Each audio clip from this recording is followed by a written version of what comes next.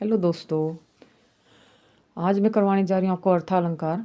पिछले पार्ट में मैंने आपको शब्दालंकार के भेद करवाए थे, तो शुरू करते हैं। सबसे पहले उपमा अलंकार। देखिए, उपमा अलंकार क्या होता है? उपमा अलंकार होता है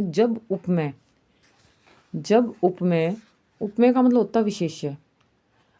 विशेष्य और उपमान का मतलब होता है विशेषण। देखिए, दोनों शब्द जो हैं, आपको अगर वैसे याद ना हो तो वैसे आप इस तरह से ध्यान रख सकते हो कि उपमान मतलब विशेषण, उपमा मतलब विशेष्य। लिखना आपको उपमेय और उपमान वहाँ पर।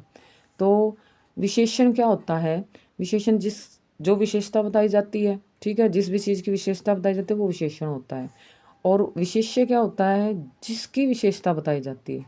जो विशेषता बताई जाती है वो विशेषण, और जिसकी विशेषता बताई जाती है वो होता है विशेष्य। तो जब उपमेय की तुलना उपमान से की जाती है, जब उपमेय की तुलना उपमान से की जाती है तो वो क्या होता है? आपका उपमा अलंकार। मैंने शॉर्ट फॉर्म इसकी परिभाषा लिखी है छोटी छोटी, तो आप अपनी गाइड से इसको बड़ी परिभाषा को याद कर सकते हैं।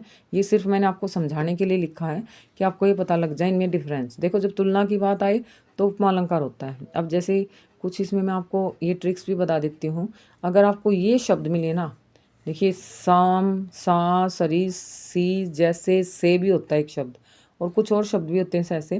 तो आपको अगर इनमें से कोई भी शब्द मिल जाए तो ये सोच लेना, से रिलेटिव, तो ये सोच लेना कि वहाँ पर आपका उपमा अलंकार है। अब देखिए, उदाहरण देखिए इसका। पीपर पास सरिस मंडोला। देखिए, इसमें सरिस आ गया, तो सरिस आ रहा है तो बस देखते ही आप इसको उपमा अलंकार मान लेना। या फिर कोई और कहीं पर भी इन शब्दों में से कोई भी आपको शब्द नजर आए तो ये सोच लेना कि वहाँ पे उपमा अलंकार है। ये छोटी सी परिभाषा मैंने आपको शॉर्ट में परिभाषा और एक छोटा सा उदाहरण से लिखा है, ताकि आपको एग्जाम में आसानी से याद हो जाए। इन शब्दों का जरूर ध्यान रखना, क्योंकि इनमें अगर ये शब्द मिलते हैं तो सीधी सी बात है, वहाँ पर उपमा अलंकार होगा। और तुलना की बात आ जाए तो कौन सा अलंकार है वहाँ पे? उपमा। अब नेक्स्ट पे चलते हम। नेक्स्ट आपका अलंकार है उत्प्रेक्षा। देखिए, उत्प्रेक्षा अलंकार। उत्प्रेक्षा अलंकार क्या होता है? जब उपमेय की उपमान में संभावना बताई जाए। उपमेय की उपमान में संभावना। देखिए, वहाँ पर तुलना थी, थोड़ा सा डिफरेंस है यहाँ पे। वो वहाँ पर उपमेय की उपमान के साथ क्या थी? तुलना। यहाँ पे उपमेय की उपमान में संभावना बताई जाए। जब संभावना की बात आ जाए तो वहाँ पर क्या होगा? उत्प्रेक्षा अलंकार। संभावना मतलब ये मान लीजिए, जान लीजिए, जानो, मानो, मनु, ये कुछ शब्द देखिए मैंने लिखे हुए हैं। इसकी पहचान, अगर आपको ये शब्द नज़र आए ना तो आप ये सोच लेना कि वहाँ पर हमारा उत्प्रेक्षा अलंकार है। जैसे मानो है, मनु है, जानो है, जनु, जन, मन, ठीक है, जन मन से जुड़े हुए कोई भी शब्द हो ना तो ये सोच देख लीजिए कि वहाँ पर उत्प्रेक्षा अलंकार है। ठीक है, तो ये आपको पहचानने की ट्रिक है। मैंने जैसे कि उपमा में बताया था, सा, सरी, सम, जैसे शब्द आ जाए तो उपमा होगा। और यहाँ पर मैं आपको बता रही हूँ उत्प्रेक्षा में ये पहचाना, मानो, मनु, जानो, जनु, जन, मन। अगर आपको इन शब्दों में से कुछ भी नजर आए ना तो आपको देखते ही ये पहचान लेना कि उत्प्रेक्षा अलंकार है। जैसे उदाहरण दिया मैंने इसका एक, सिर फट गया उसका वही, सिर फट गया उसका वही, मानो अरुण रंग का घड़ा। कि उसका सिर वही ऐसे फट गया कि मान लो जैसे कि लाल रंग का कोई घड़ा हो। तो देखिए, इसमें मानो आ गया, तो मानो शब्द दिखाई दे रहा हमें। तो अगर आपको मान लीजिए इसकी हिंदी बनानी नहीं आ रही तो आप देखते ही ये देख लेना कि ये शब्द नज़र आ रहा, तो वहाँ पे उत्प्रेक्षा अलंकार। ठीक है, तो एक आपको परिभाषा और उदाहरण के साथ याद करनी है। ठीक है, तो उसके लिए मैंने आपको शॉर्ट में लिख दिया है, तो आप इसको याद कर सकते हो। आपका अगला है रूपक अलंकार। देखिए, रूपक अलंकार क्या होता है? रूपक अलंकार में जब उपमेय पर, ठीक है, जब उपमेय पर उपमान का आरोप हो, ठीक है, उनमें क्या था? उपमेय की उपमान से तुलना, उपमेय की उपमान की संभावना, और तीसरा हमारा मैं रूपक जो बता रही हूँ इसमें उपमेय पर उपमान का आरोप हो। ठीक है, आरोप मतलब उसको उसका रूप बना दिया जाए।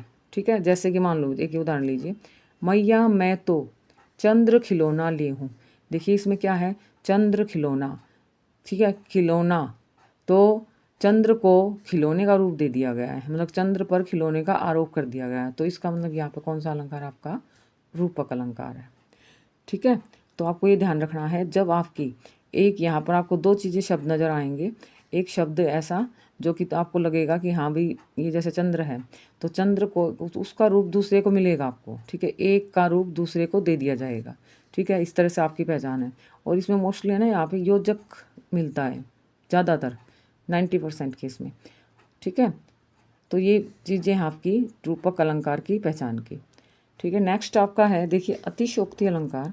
अतिशयोक्ति अलंकार क्या होता है, जब किसी बात को बढ़ा चढ़ाकर कहा जाए, जब किसी बात को बहुत ज़्यादा मतलब बात कुछ नहीं होती है लेकिन उसको इतना बढ़ा चढ़ा के बोला जाए कि हमें ये लगता है कि कुछ ज़्यादा ही बताया जा रहा है, तो वहाँ पर क्या होगा, अतिशयोक्ति अलंकार होगा। तो जैसे एक ये उदाहरण देखिए, ये बहुत पॉपुलर उदाहरण है, मोस्टली आता भी है पेपरों में। हनुमान की पूंछ में लगन न पाई आग, लंका सिगरी जल गई, गए निशाचर भाग, ठीक है। तो देखिए इसमें क्या बताया गया है कि हनुमान की पूंछ में आग भी नहीं लगी और सारी लंका भी जल गई। ऐसा तो पॉसिबल नहीं है कि उसकी पूंछ में आग बिना, आग तो लगी थी जब तो लंका जलाई थी।